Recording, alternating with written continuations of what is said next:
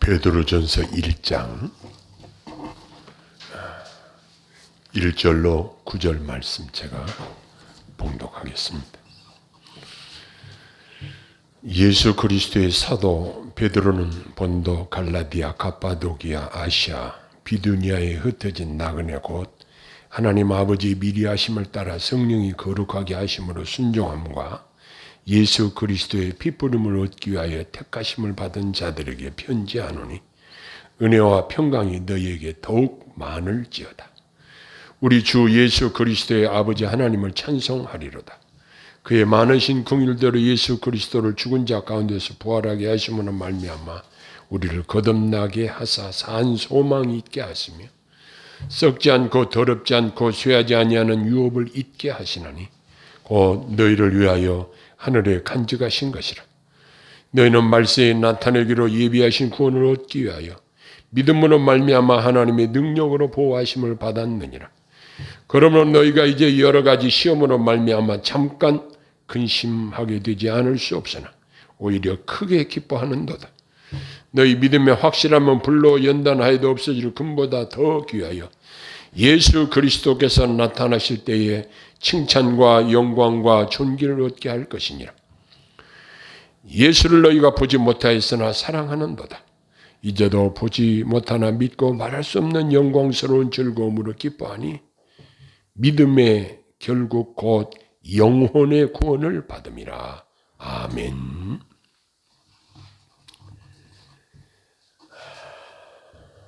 우리가 현재 사는 이 지구촌에 여러 가지 일들이 일어나고 있습니다.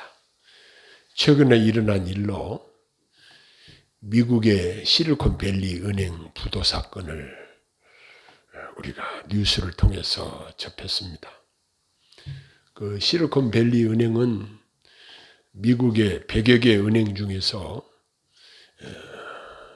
상위권에 있는 상당히 큰 규모의 은행이었다고 합니다. 그런데 그 은행이 부도를 선언했고 그 실리콘밸리 은행뿐만 아니라 미국 경제도 불안하다는 소리가 계속 흘러나오고 있습니다. 세계 최강대국인 미국이 이렇게 불안하다고 하다면 이 지구촌 전체는 어떤가? 어제도 러시아 선교사와 이런 이야기를 나눴습니다. 이제는 100년 전의 냉전 시대로 돌아가 버렸다. 중국과 러시아와 북한 그쪽으로 한 편을 먹고 일본과 미국과 한국 이런 식으로 완전히 화해의 시대에서 냉전 시대로 돌아가 버렸다. 이런 이야기들을 했습니다.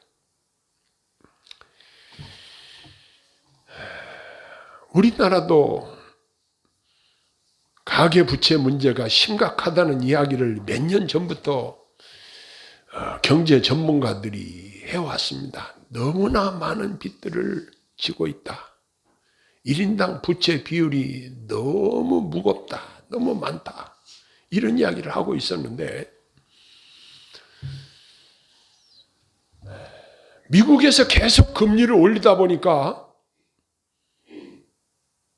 빚을 얻어서 집을 사고 빚을 얻어서 투자를 한 기업들, 빚을 많이 지고 있는 사람들이 이제 이자 부담이 늘어나서 지금 살기가 매우 힘든 이러한 상황이 있고 건설사들은 부도를 맞는 기업들이 많고 그래서 결국 지금 한국 경제도 위태하다는 이러한 이야기들을 하고 있습니다. 이처럼 이 땅에는 참으로 불안한 상황들이 계속 이어지고 있습니다. 자, 이러한 이 지구촌에서 사는 인생들의 진정한 바람들은 어떤 바람들이 있을 것인가? 사람들이 추구하는 것들이 뭐니 해도 뭐니를 추구합니다. 부자가 되는 것입니다.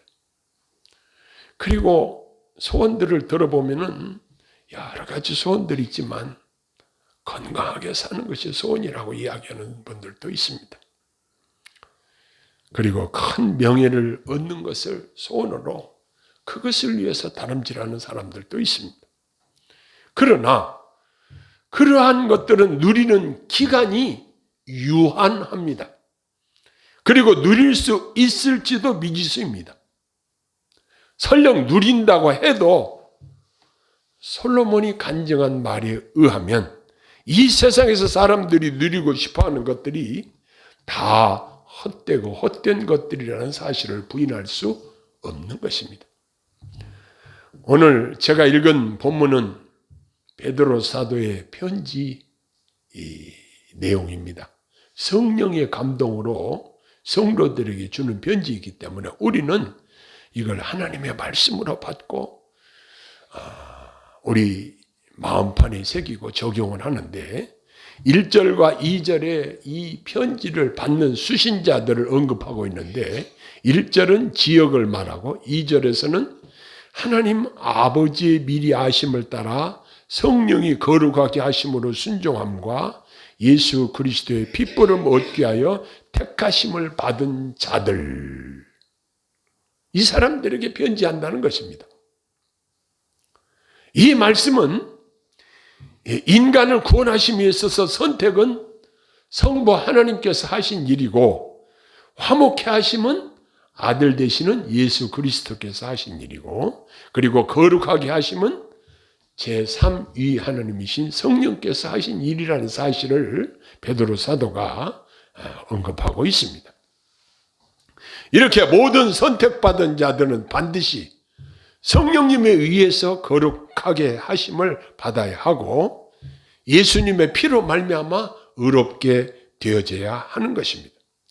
여기서 성도의 성화와 순종의 관계를 보는데 22절에 보면 너희가 진리를 순종함으로 너희 영혼을 깨끗하게 하여라는 말씀이 연결이 됩니다. 만일 성령님의 거룩하심과 핏부름을 얻지 못한다면 인생에 있어서 참된 순종, 참된 성화는 있을 수 없다는 것입니다. 그리고 베드로 사도는 성도들에게 축복하기를 은혜와 평강이 너희에게 더욱 많을지어다 라고 먼저 축복을 하고 시작을 합니다. 은혜라는 것은 하나님의 값없이 주시는 은총으로서 거기서 모든 특유한 효력들을 함께 수반하고 있는 것입니다. 베드로 사도는 은혜와 평강이 더욱 많아지기를 바란다고 축복하고 있습니다. 그리고 계속 증가되고 온전케 되어지기를 바라고 있습니다. 우리가 할 수 있는 한 사람들을 많이 축복하는 것이 좋습니다. 다른 사람들을 위하여 하는 축복의 말 중에 최상의 것이 있다면 은혜와 평강이 더욱 많기를 바라는 내용의 말이라고 할 수 있을 것입니다. 바로 베드로 사도가 이러한 어법으로 이 편지를 받는 성도들에게 축복하고 있는 것입니다. 그런데 이 은혜와 평강은 하나님께로부터만 주어지는 복인 것입니다. 이제 우리가 하나님을 찬양하는 이유 중에 하나는 그 많으신 긍휼 때문이라고 베드로 사도는 이야기하고 있습니다. 긍휼, 불쌍히 여기심. 하나님은 우리를 불쌍히 여기셔서 먼저 우리를 선택하시고 거듭나게 하셨습니다. 이 사실은 하나님께 대한 감사가 당연한 것으로 우리로 이해하게 해줍니다. 그 결과로 우리에게는 산 소망이 있게 하셨습니다. 이 소망은 산 소망일 뿐 아니라 영속적인 소망으로서 견고한 기초, 즉 예수 그리스도를 죽은 자 가운데서 부활하신 것을 기반으로 하고 있는 것입니다. 우리가 받은 모든 선한 복들은 다 하나님의 긍휼로부터 오는 것이라고 할 수 있을 것입니다. 참된 그리스도인들에게 영생의 소망은 그 사람을 살아있게 해주며 일깨워주고 붙들어줄 뿐 아니라 그 사람을 하늘나라로 인도해주는 산 소망입니다. 예수 그리스도의 죽은 자 가운데서 부활하심은 우리 그리스도인들의 소망의 기초가 되고 소망의 근거가 됩니다. 그래서 그리스도의 양떼된 자들은 머리 대신 그리스도의 부활의 능력으로 일어나게 될 것입니다. 여기 베드로 사도는 기업이라는 말로 계속해서 그리스도인들이 얻게 될 생명을 묘사하고 있는데, 우리 성도들은 우리들을 위해서 하늘나라에 예비된 고귀한 기업들을 생각하면서 기뻐하고 감사해야 할 것입니다. 의심할 바 없이 하늘나라는 모든 하나님의 자녀들을 위한 기업입니다. 하나님께서 이 기업은 오직 자녀에게만 주십니다. 여러분이 가지고 있는 재산들, 여러분이 이 땅에 생명을 다하고 하나님 나라 갈 때 누구한테 물려줍니까? 다른 사람에게 줍니까? 내 직계 자손들에게 주지 않습니까? 하나님께서는 하나님의 자녀들에게만 하나님 나라를 선물로 허락하시는 것입니다.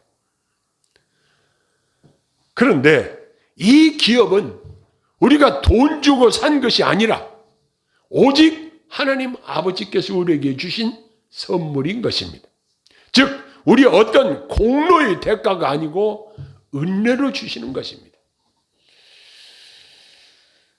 오늘날 하나님의 교회에서 자기 공로를 의지하는 사람과 하나님의 은혜를 의지하는 사람으로 크게 두 부류로 나뉠 수 있습니다. 나는 이 정도 공로를 쌓아놓았기 때문에 이제 그저 천국에 들어갈 수 있을 거야, 이런 생각을 하는 사람도 있고, 나는 아직도 아니야, 공로를 더 쌓아야 돼, 이런 생각을 하는 사람도 있고. 어제 고향 선배하고 아침에 생각이 나서 통화를 한번 한 적이 있습니다. 근데 이 선배가 3일 동안 금식을 했는데 70대 중반 되는 분인데 이제 다리에 힘이 풀려서 힘이 없다고 그런 이야기하면서 3일째 금식을 하고 있다는 이야기를 했습니다. 제가 그래서 그랬어요. 바리새인들은 일주일에 2번씩이나 금식을 했는데 예수님이 인정하지 않았지 않느냐? 왜 금식을 하십니까? 나이 먹어서 밥 굶으면 죽어요. 제가 이야기를 했어요. 여러 가지 잡다한 이유들을 제시를 하지만 금식을 해서 그것이 무슨 공로입니까? 하나님 앞에 밥 굶는 것이 하나님 앞에 무슨 도움이 되겠어요? 제가 그래서 그분한테 이야기를 했어요. 어떤 사람은 명함에 40일 금식 3번이나 했다고 써갖고 다녔는데 그게 무슨 소용이 있냐? 제 친구 부인은 남편을 위해서 금식한다고 40일 금식 들어갔다가 죽은 사람도 있다. 자식 둘 남편을 놔두고 그냥 죽어버렸다. 물론 그 열정은 대단하지만 그러다 보니까 옆에서 제 아내가 굶어서 죽을라냐고 이야기를 하고 강하게 권면을 한 적이 있습니다. 사람들은 내가 뭘 해서 공로를 쌓아놓으려고 애를 쓰는데 그러한 공로를 쌓아서 하나님 나라에 가려고 하는 인간의 노력들, 이러한 공로로 말미암아 구원을 얻으려고 하는 것들, 이건 이방 종교의 특성이에요. 불교를 믿는 사람들 어때요? 고행을 통해서 해탈의 경지에 이른다고 말하고 있죠. 그러나 아무리 평생 동안 고행을 해도 하나님 나라에 들어갈 수 있는 방법이 아닌 것입니다. 오직 그리스도의 피뿌림을 통해서 그리스도의 속죄의 은혜로 말미암아 저와 여러분들이 구원의 은혜를 받는 것입니다. 그게 인간의 공로가 무슨 필요가 있겠습니까? 많은 사람들이 착각하고 오해하고 있어요. 내가 헌금을 많이 했으니까 하나님이 나를 인정해 주시겠지? 아니야. 나는 성수주의를 잘했으니까 하나님이 나는 그것만큼은 인정해 주실 거야. 아니야. 나는 날마다 아침에 금식을 하니까 하나님 그걸 기뻐하실 거야. 천만의 말씀입니다. 사람의 어떤 노력, 수고 이런 것들 자랑할 것 하나도 없고 하나님 앞에 내세울 것 없습니다. 나의 의의는 이것뿐 예수의 피밖에 없네. 예수의 피공로 의지해서 저와 여러분들이 의롭게 되어지고 하나님 나라 백성이 되어진다는 사실에는 조금도 의심의 여지가 없는 것입니다. 하나님 나라의 기업은 다른 어떤 것과도 비교할 수 없는 탁월성을 가집니다. 먼저 그 기업은 썩지 아니하는 기업이라고 말씀하고 있습니다. 썩는다는 것은 좋은 것에서 나쁜 것으로 변하는 것입니다. 그러나 하늘나라는 영원한 것입니다. 이 기업은 더럽지 않습니다. 그리고 쇠하지 않는 기업입니다. 그 기업은 우리를 위하여 하늘에 간직하셨다고 4절에 말씀하고 있습니다. 우리가 이것을 소유할 때까지 안전하게 보존될 것입니다. 이렇게 산 소망을 가진 거듭난 그리스도인들에게 주시는 귀한 선물인 것입니다. 하나님께서는 우리로 하여금 영생에 이르지 못하게 하는 온갖 해로운 방해와 시험들로부터 하나님의 전능하신 능력으로 보호하신다고 기록하고 있습니다. 거듭난 그리스도인들이 영생에 이르기까지 보호하심을 받는 것은 내 능력으로 보호를 받는 것이 아니라 하나님의 능력으로 보호해 주심의 결과인 것입니다. 하나님이 우리에게 선물로 주신 믿음은 우리 믿는 자들 하여금 은혜의 상태를 거쳐서 영광의 상태에 들어가게 하는 특효약입니다. 즉 구원은 성도들을 위하여 하늘나라에 하나님께서 준비하신 것입니다. 그런데 문제는 우리가 사는 이 세상은 여러 가지 시험들로 말미암아 잠깐 근심하는 일들이 자주 생기게 마련입니다. 그래서 마음에 낙심이 생기기도 합니다. 그러나 그리스도인들이 받는 환난은 믿음의 시련을 위한 것이라고 베드로 사도는 말하고 있습니다.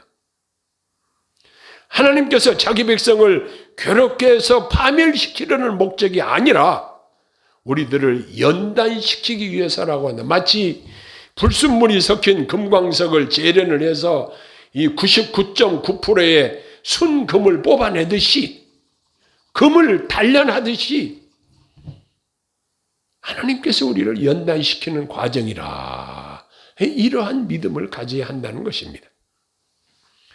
그래서 결과적으로 우리들에게 영적으로 유익이 되게 하시기 위한 배려가 바로 이 연단의 과정이라는 것입니다. 이렇게 믿음이 연단은 금을 연단하는 것처럼 반드시 거쳐야 되는 것이고 귀한 것입니다. 그래서 믿음의 시련은 정금과 같이 우리가 하나님 앞에 장차 칭찬과 영광과 존귀를 얻게 하도록 인도하실 것입니다. 결국 시련은 잠시 후에 끝나게 될 것이고 하나님의 상급과 칭찬은 우리에게 주어질 것입니다. 이제 우리들은 예수 그리스도에 대하여 참된 믿음과 사랑으로 인해서 영광스러운 기쁨을 가지고 있습니다. 이것은 하나님 나라의 영광의 충만입니다. 왜? 믿음의 결국 곧 영혼의 구원을 받았기 때문이라. 9절에 그렇게 선포하고 있습니다. 하나님이 교회에서 전파되어야 할 핵심적인 이야기의 내용은 바로 이 구원입니다. 그리스도로 말미암은 구원입니다. 이 큰 구원은 우리가 결코 등한히 여길 수 없는 것입니다.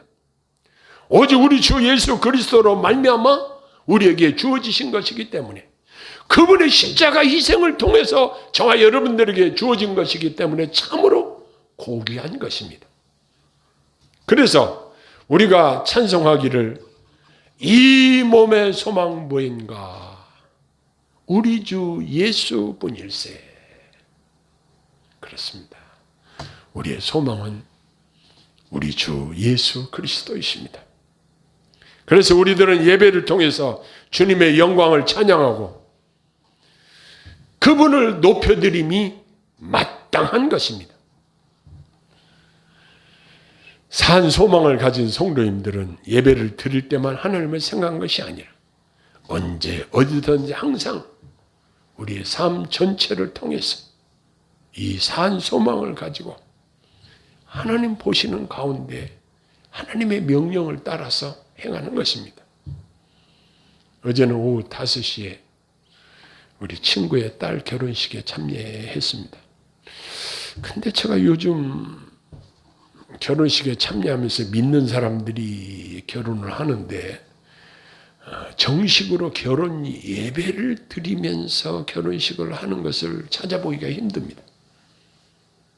예배는 하나님께 드려지는 것이고 그 예배를 통해서 하나님의 말씀을 듣고 그날 결혼하는 신랑 신부가 평생 동안 붙잡고 살아야 될 하나님의 말씀을 선포하고 그 말씀을 마음판에 새기고 그 말씀대로 순종하여 행복한 가정을 이루는 것이 가장 이상적이라고 할 수 있는데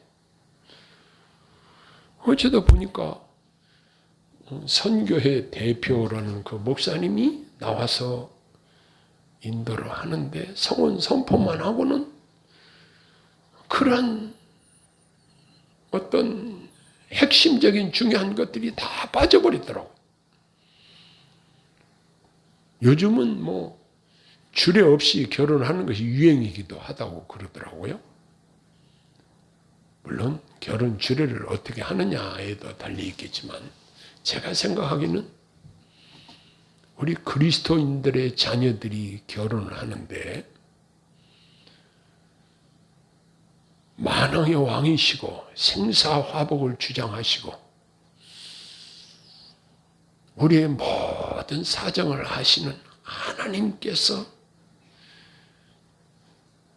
새 가정을 시작하는 그들에게 하나님의 말씀을 주신다는 것은 너무나 고귀한데 그것이 빠져버렸다는 사실이에요.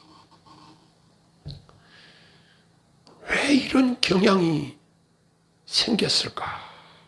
참 아쉬운 생각이 들었습니다. 아무리 맛있는 음식을 준비하고 아무리 호화스러운 예식장에서 호화스러운 결혼식을 한다고 할지라도 이것은 너무 아쉽다. 이런 생각을 했습니다.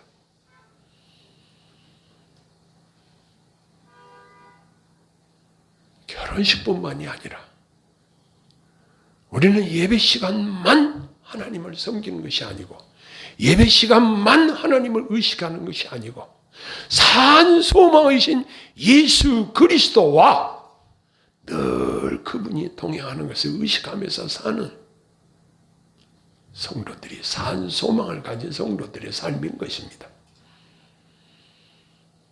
그분이 내게 말씀하시고 그분이 나와 동행하시고 그분이 나를 보호하시고 나를 도우신다는 이 의식이 계속 나의 생각을 주장해야 할 것입니다.